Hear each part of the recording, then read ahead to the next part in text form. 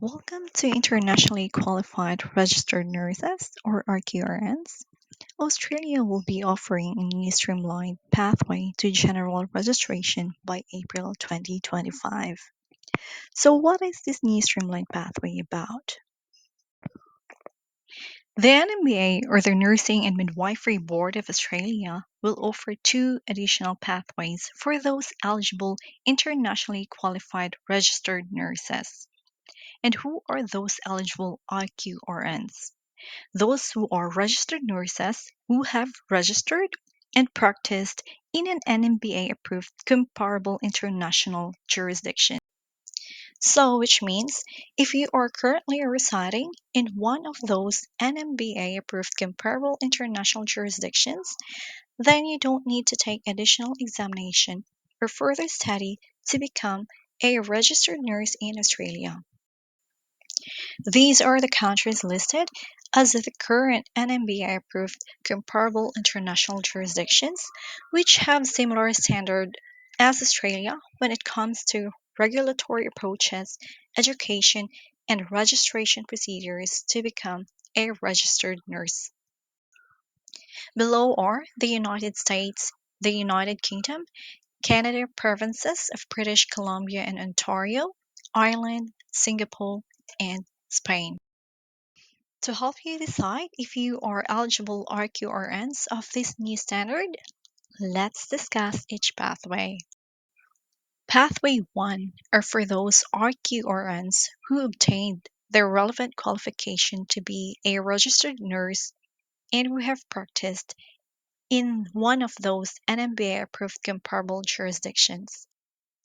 Under this pathway, the eligible RQRNs must have the relevant qualification leading to general registration as a registered nurse in one of the NMBA-approved comparable jurisdictions. You are also required to have at least 1,800 hours practice as a registered nurse or approximately 1 year of full-time work in one of the NMBA-approved comparable jurisdictions since the 1st of January 2017. In relevance to your work, you are required to submit a statement of service from your employer where you have completed the minimum requirement of 1,800 hours of practice. So you must have your current or previous general registration and a certificate of good standing issued by the regulatory authority of one of the NMBA approved comparable jurisdictions. How does Pathway 2 differ from Pathway 1?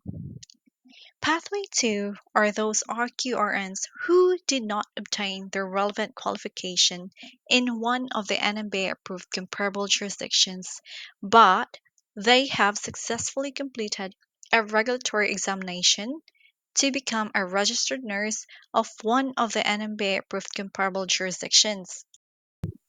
So, under Pathway 2, you must hold a relevant qualification not in the list of any of the NMBA approved comparable jurisdictions, and you must have this qualification since January 1, 2017. You need to have a successful completion of a regulatory examination in one of the NMBA approved comparable jurisdictions. For example, taking the NCLEX is one of the requirements to become a nurse in the United States and Canada.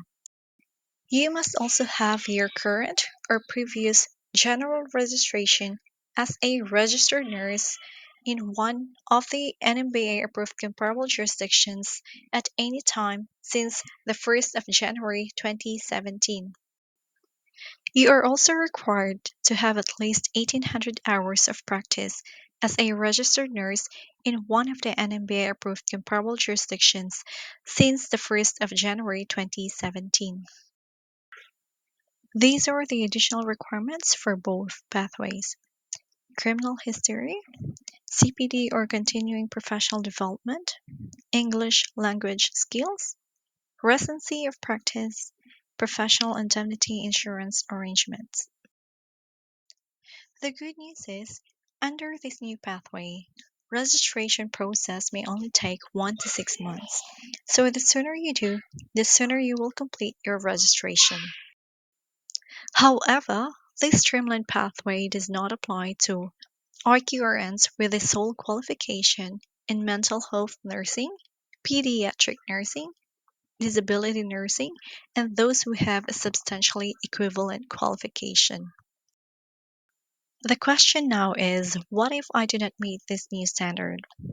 The current or existing pathway to become a registered nurse in Australia is to do the Internationally Qualified Nurses and Midwives Assessment process.